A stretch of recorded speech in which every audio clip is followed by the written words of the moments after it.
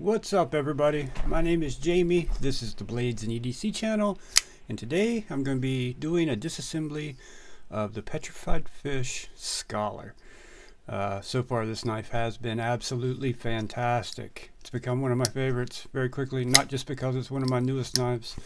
It's just incredibly smooth. That 154 cm with that hollow grind, man, it's really good. This thing for $70 is a freaking steal, and you can get the G10 versions a couple dollars cheaper. So, but this olive wood, man, you can't go wrong with this olive wood. So, yeah, it already has great action, but I want to clean it and throw some lubricant in it. While we're doing this, going to give you an update on my lubricant test, the two Civivi backlashes. So, last time I spoke to you, I had cleaned the Tough Glide by Century out of this because it was terrible, and I put KPL in it. And then one of my viewers suggested I swap them and put the Pro Shot in this knife and KPL in this knife, and I did that, and it's been a few days now. You remember how bad the action was on this, right? It was terrible. It has gotten better. It's not as good as that one yet, but it's gotten better. It took a lot more to close that blade with that Tough Glide. And honestly, I would say it's just like it was with the KPL. I think this and KPL are pretty much comparable to each other. Pretty much the same action with this and this. These two are about the same. Difference being 30 milliliters for $7.50, 10 milliliters for like $13 or $14. So there is that. Also, I got this in, Gunny Glide. I'm going to test Gunny Glide against KPL and Pro Shot. Gunny Glide's as expensive as KPL pretty much. It costs a little more, but you get 15 milliliters instead of 10. Again, $7.50 for 30 milliliters, and it's working fantastic. And that's what's going to go in this. Pro Shot is going in the Scholar. So, all right, let's get started here. Break out the tools. Got the Wiha Driver, which I'm not going to use in this video because I like to use a good screw. I'm in need of a good screw right now. Who isn't in need of a good screw, right? Everybody's in need of a good screw. A bad screw is just, well, there isn't such thing as a bad screw, is there? I don't know. I have to think about that one. But if you don't have a good screw, or you're not getting a good screw, you can always use a Wiha bit driver. So I'll link this down below, and the Wiha bits. The bits are fantastic. Keep you from stripping your screws and stripping your bits. So I have no idea what size screws are in here. This pivot, I'm assuming it's T8. It is. How about the body screws? Oh no, so disappointing. T6 on those. That's disappointing, but oh well. Get these backlashes out of here. Alright, actually go ahead and take out. Let's go ahead and take out the body screws first and do the pivot last. Does the pocket clip have to come off? Yeah, I think so. I'm sure those screws are going into that liner. This knife has nested liners. I really want to see what the inside of this looks like too, with it being wood scales with nested liners. Those screws are really loose. They were not tight at all. There's definitely no Loctite on this. Alright, hold on. I do this every time. I'm so much better at this when I can see what I'm doing. Everything just works a lot better and goes a lot smoother when I actually see what I'm doing. Such a pain because I don't wear glasses normally. It's not like I have to wear them to drive or to see normal things, but when I have to look at tiny things, especially if they're dark, I struggle to see them. All right, so that's milled out in there. So it's the pocket clip seats down inside that olive wood. Let's see if these are any tighter. No, these are pretty loose too. We'll pull over our little Bitster by Boltster to put our screws in so we don't lose them. I have a bad habit. Now that one's tighter. Quite a bit tighter actually. Oh, that one's spinning out the other side, I think. No, it's not. Yeah, it's pushing that screw out the other side. Huh, they got these flip-flopped. That's odd. I wonder if they did that for a reason or if that's an accident. Because I guess I'm going to be taking it off the other side because these screws are coming out over here. And these are the ones with the sleeves, I bet. No, those are screws. And they do have a little, that one had Loctite on it. I don't know, maybe they didn't let it set up properly or something, because they didn't feel like they had Loctite on them, but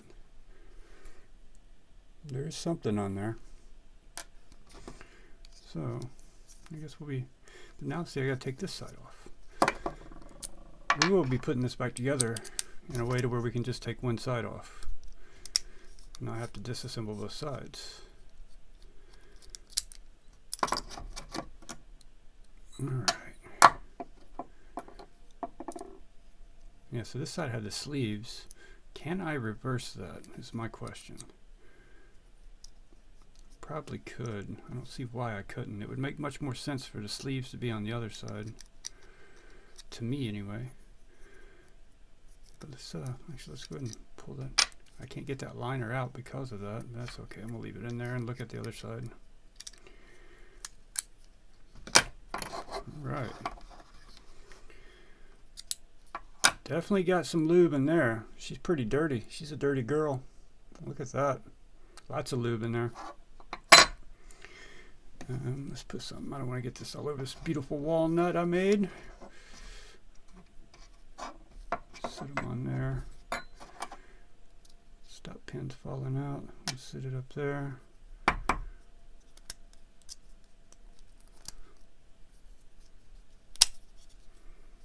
Okay, there's the inside of the olive wood. Yeah, so this is definitely not something you're going to hard use or use and get if you get sweaty and have in your pocket, because you don't want this getting wet.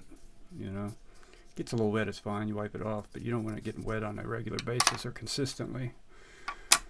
It's pretty thin.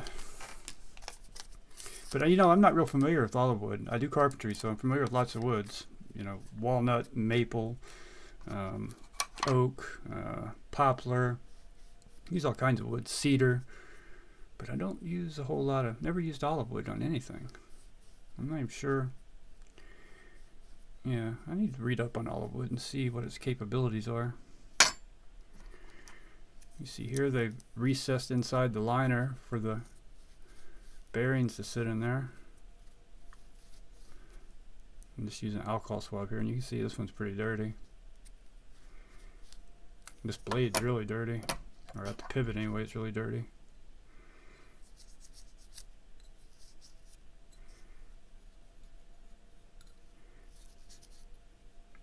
Let's get down in that hole. Get that hole clean.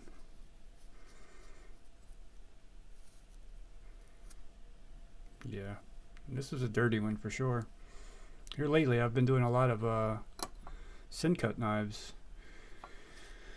and they haven't been dirty at all. They've been super clean. They also haven't had any lubrication in them at all, so there is that. This is a swab you can get, just like the ones KPL. They're identical. Get 10 times as much for half the money, or less money, for a couple dollars less, and you get 10 times as many. Don't buy those ones from KPL. You're wasting your money. Use that to clean down that detent hole. Yeah, look at that, turn black. Did that one of those a couple of sin cut knives recently with this alcohol in this one, so I didn't even throw it away because it had no dirt in it at all. But this one's going in the trash now for sure. All right, let's dry it all off. Put it back together and lube her up. Oh, I didn't clean the bearings yet. What am I thinking? Definitely got to clean the bearings.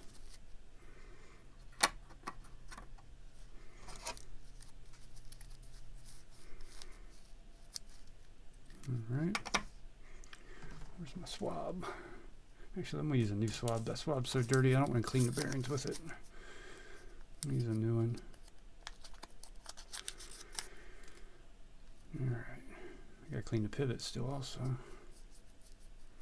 Bearings feel nice and free. I'm sure these are ceramic, but we will check and make sure real quick. Get the magnet over here. Yeah, they are ceramic.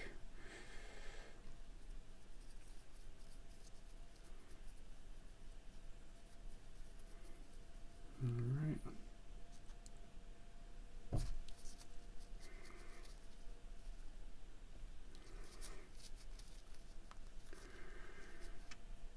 Clean that pivot off. I bet it's going to be dirty too.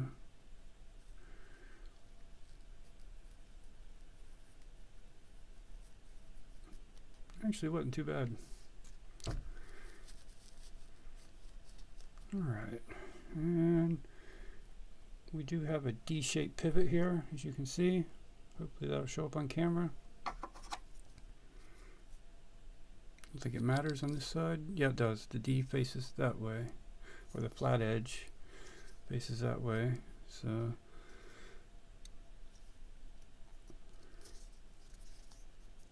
that'll make your PE line up. There we go. Looks good. Alright, let's break out the Pro Shot and a Swabby.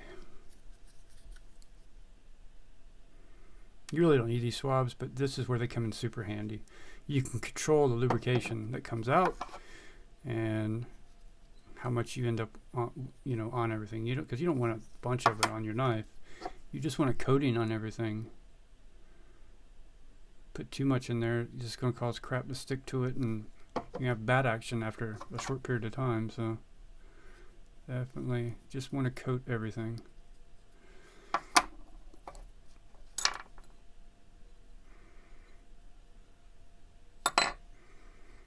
Alright, drop a bearing on there.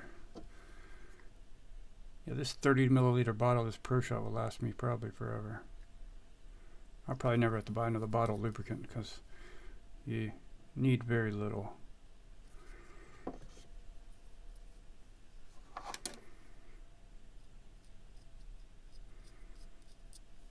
Alright. You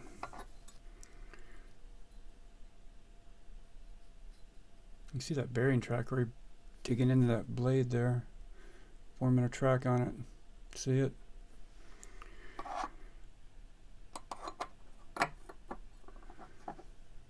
Alright. Get down that hole and put a little layer on that detent track.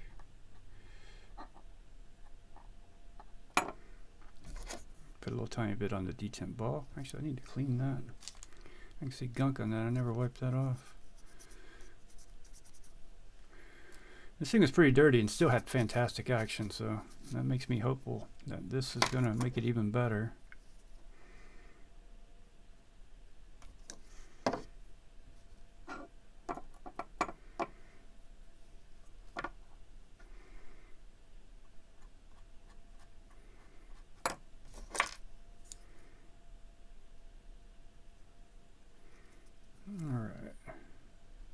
I'll link everything I use in this video down below if you want to pick anything up.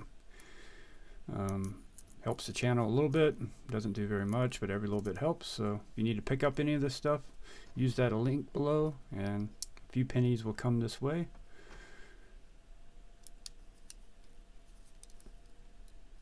It's literally like pennies per $5 or something like that. It's not very much at all, but anything that does get purchased using one of my links will go back into this channel into giveaways and things like that. So, alright. I probably don't need any because I got it on the bearing, but we'll go ahead and layer this up too. Get a nice coating on there. This is going to be tricky, so I do not like the way this came apart. I should have just flipped those around, honestly. I'm going to just flip them around, make my life easier. Let's just flip them around. This one didn't come loose for some reason, though. Let's see here. See if I can get this one to come loose.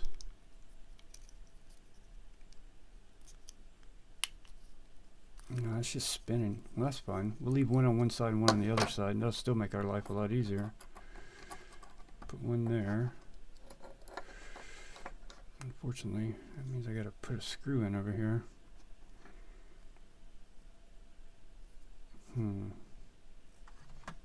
I need a third hand. I think I can make it work without taking the blade and everything back off. Or maybe not. I might have to take the blade back off.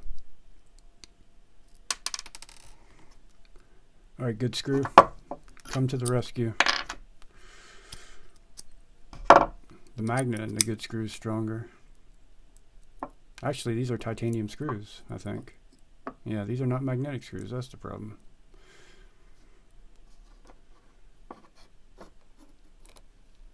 There we go. That'll hold that liner in there, hold that standoff in there, and then we can lay the back spacer on that one and line the other one up with the back spacer, and we put the lock side on. Should make things a little easier.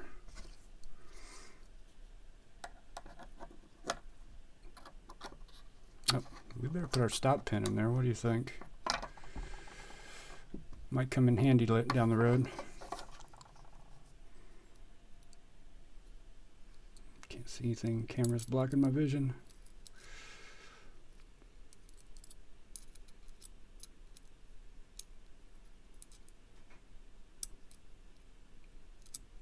And a lot of times I would just put a little oil down in this hole and make the stop pin stay right where I want it. But with this being wood, I'm not going to do that. There we go.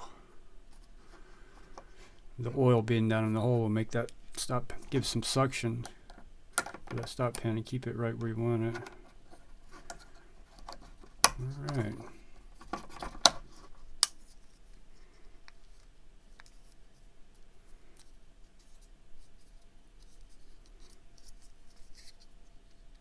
Let's see here, how are we looking?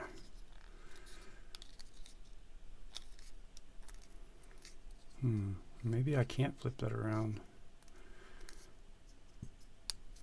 Oh, there it goes. Bam! Just wasn't quite properly aligned there. All right, we're going to start with the pivot in this case.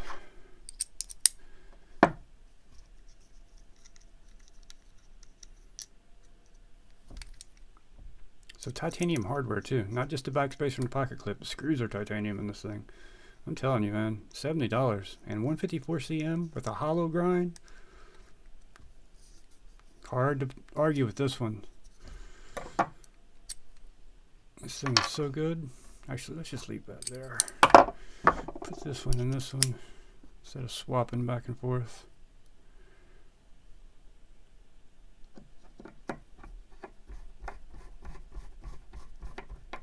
Alright. I'm not going to Loctite this yet. I'm going to, play with it for a little while and make sure I'm comfortable with where it's at, and then I will Loctite it. We still don't feel right in our pivot here though. Of course, I didn't tighten it very much, so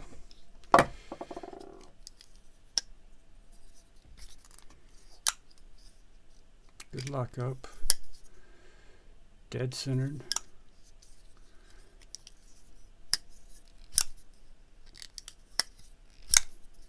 Yeah, feeling good. I tell you, with this finger choil, you get so much control of this knife. You're dead center balance-wise. So if you're cutting through something, you get so much leverage.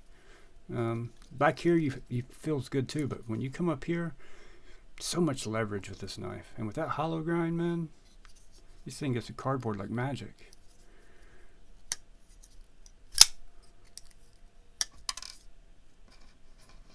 Oops, I forgot to tighten the screw down. Duh.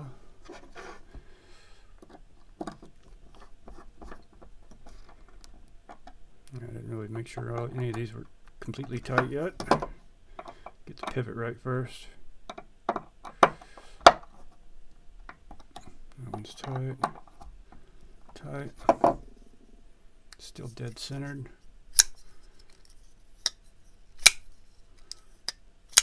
Oh yeah. Alright, let's put that pocket clip back on here.